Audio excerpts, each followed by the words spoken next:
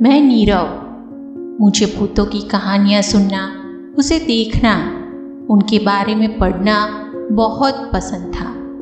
कभी कभी तो मैं रात रात भर ऐसी ही डरावनी किताबें पढ़ता, और जब भी इन किताबों के साथ होता मेरी नींद आंखों से गायब हो जाती। मैं हमेशा ये सोचता कि क्या भूत सच में किसी मूवी में या किताबों में बताया जाता है वैसे ही होंगे, बहुत ही डरावने, जिनके नाखून बड़े बड़े हो या जिनके पैर उल्टे हो। मुझे हमेशा एक ख्याल आता कि क्या वो हमारे बीच हो तो हम उन्हें पहचान सकते हैं या नहीं। पर मेरी लाइफ में उस हादसे के बाद मेरे सारे सवाल धरे के धरे रह गए।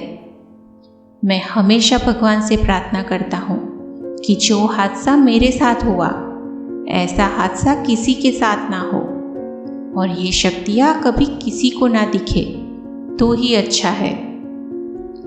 ऐसा क्या हुआ मेरे साथ जिसने मेरी सोच ही बदल दी? तो चलिए कहानी शुरू करते हैं। ये बात उन दिनों की है जब हम 4 दोस्त, मैं, मेहुल, समर और राकेश जयपुर जा रहे थे। वैसे तो हम दिन में निकलने वाले थे, पर सोचा पूरा दिन ड्राइव में चला जाएगा, इससे अच्छा रात में ही निकल जाते हैं। ठंड का मौसम था तो रात में कोहरा बढ़ चुका था। मैं कार बहुत ही शांति से चला रहा था। हम चारों मजाक मस्ती करते हुए जा रहे थे। तभी अचानक मुझे ऐसा लगा कि मेरी गाड़ी किसी चीज से टकराई और मैंने जोर से ब्रेक लगाई। हम चारों गाड़ी से उतरे और बाहर देखा तो कुछ नहीं था। तभी वहां झाड़ियों में ऐसा लगा जैसे कोई साया हमें देख रहा था। हम सब डरकर वापस गाड़ी के अंदर बैठ गए। तभी राकेश ने कहा, यार गलती कर दी, हमें रात में नहीं निकलना चाहिए था। जब हमने उससे कहा कि ऐसा क्यों कह रहे हो, तो उसने कहा कि आज अमावस की रात है और आज की रात ऐसे सुनसान रास्ते पर भूत, प्रेत, चुड़ैल घूमते हैं। उसकी बात सुनकर हम तीनों हंसने लगे कि ये क्या नया ले आए हो।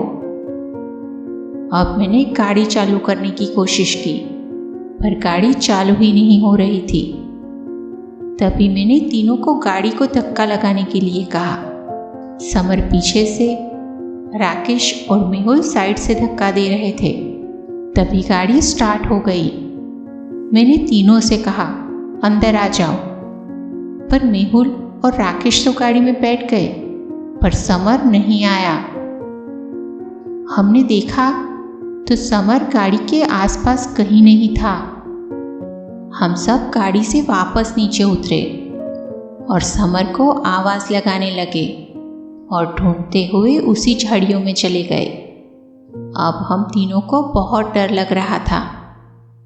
तभी हमें समर की चीख सुनाई दी। हम तीनों उसी आवाज की ओर दौड़े तो देखा कि समर का कटा हुआ सिर जमीन पर पड़ा हुआ था। ये देखकर राकेश चीखने लगा और कहने लगा कि मैंने कहा था कि आज अमावस की रात है और अब हम सब की जान खतरे में है। हमने राकेश को संभाला और भागते हुए वापस गाड़ी की ओर जाने लगे।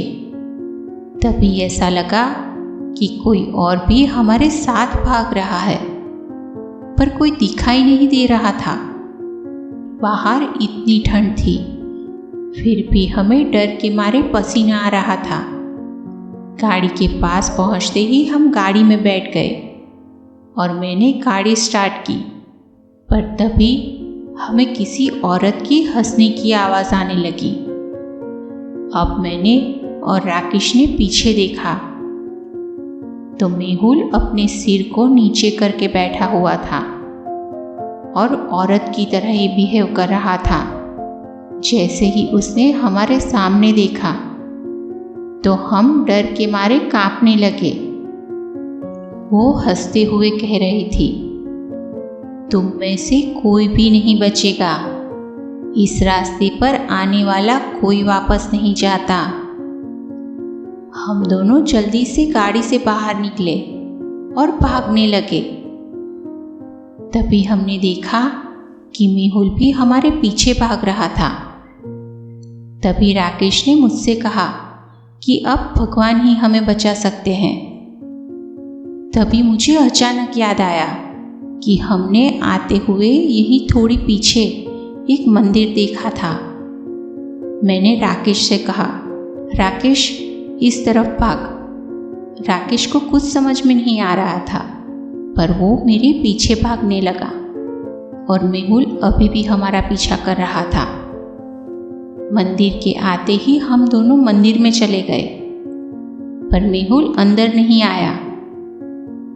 वो आत्मा हमें बार बार बाहर आने के लिए कहती है, पर जब हम बाहर नहीं गए तो वो मेहुल को मार डालती है। अब मैंने राकेश से कहा कि सुबह होने तक हमें मंदिर में ही रहना होगा।